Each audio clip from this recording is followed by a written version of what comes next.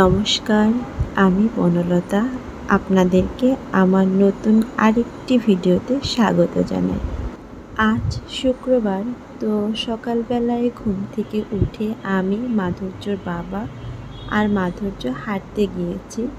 তো আমরা 1 ঘন্টা মতো হেঁটেছি, তারপর আধা ঘন্টা মতো রেস্ট নিয়েছি।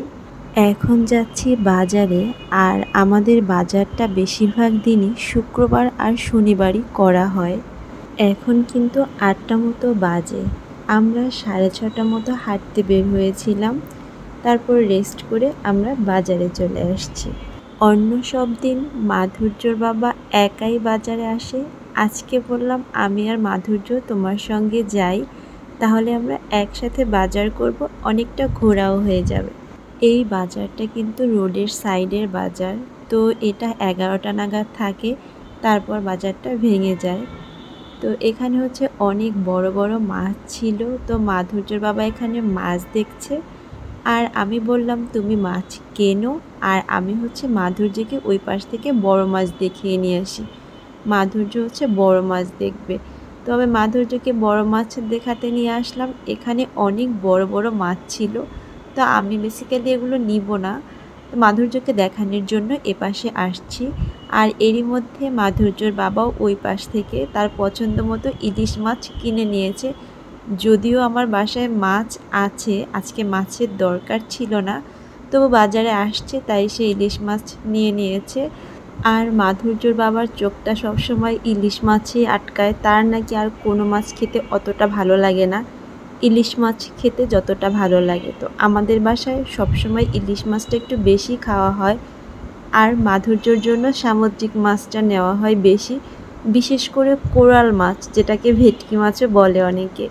বাজারের সবজিগুলো এত বেশি টাটকা মনে হচ্ছে সব সবজি নিয়ে যায়।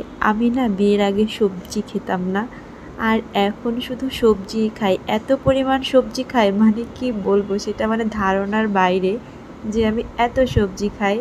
তো মাধুর্য বাবা বলতেছিল কি নেব, আমি বললাম এদিকে ধুন্দল আছে, যেটাকে মধুকুশিও বলে অনেকে, কারণ এটা রান্না করলে একটু মিষ্টি মিষ্টি লাগে খেতে। তো মামা বলতেছে একদম টাটকা দেশি ধুন্দল। আমি বললাম মামা টাটকা, এটা কবে নাগাদ ঢাকাতে এসেছে, কবে তোলা হয়েছে, কি করে আর টাটকা থাকবে। এই পাশটাতে এসে দেখলাম আমি বললাম অবশ্যই আমি আমড়া নিব। তো এবছর এখনও আমার আমড়া খাওয়া হয়নি। আমড়াগুলো ছোট ছোট, আর যখন আমড়াগুলো বড় হয় তখন কিন্তু খেতে বেশ মিষ্টিও হয়। আর একটা পাশে চলে আসলাম, এখান থেকে কচুমুখী নিলাম, আর নিলাম লেবু। আপনারা কে কেমন লেবু খান আমি জানি না, আমরা কিন্তু প্রচুর লেবু খাই, আমাদের প্রচুর লেবু লাগে। তো এখন আমরা হেঁটে যাচ্ছি, তো সামনে হেঁটে আসতেই দেখলাম একদম টাটকা টাটকা পেয়ারা, মনে হচ্ছে এখনই গাছ থেকে ছিঁড়ে এনে রাখা হয়েছে। তো এই যে পেয়ারাটার দামটা একটু বেশি ছিল, 80 টাকা ছিল কিলো। তো মাধুর্যর বাবা এখান থেকে পেয়ারা নিয়ে নিচ্ছে। আমাদের কেনাকাটা মোটামুটি শেষ।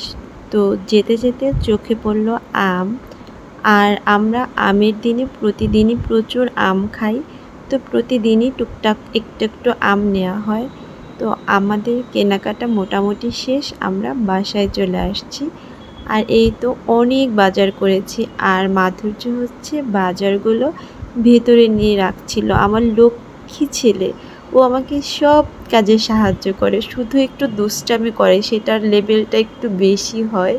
তো যাই হোক, বাচ্চা তো আস্তে আস্তে ঠিক হয়ে যাবে। দেন আমার ছেলেটা এই যে গাছগুলোতে জল দিচ্ছে। আর তার সাথে সাথে আজকের ভিডিও এখানেই শেষ করছি। আপনারা খুব খুব ভালো থাকবেন আর আমার সাথে থাকবেন। টাটা।